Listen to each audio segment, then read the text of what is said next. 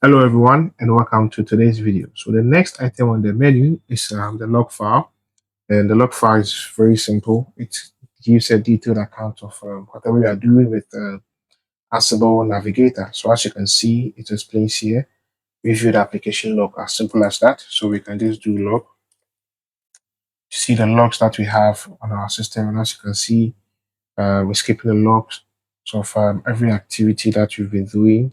So we can scroll up to see something familiar.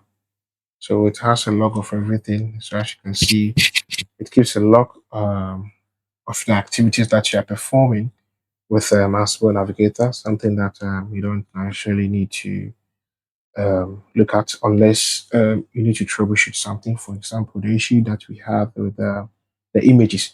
So I'll make time for it. I'll go through the logs, open it side by side, and see what you are actually getting, because log files are very important in every technical domain, because it explains to you, or it gives you visibility of something that you may not see in the back end. So thank you for watching this video, and see you in my next video.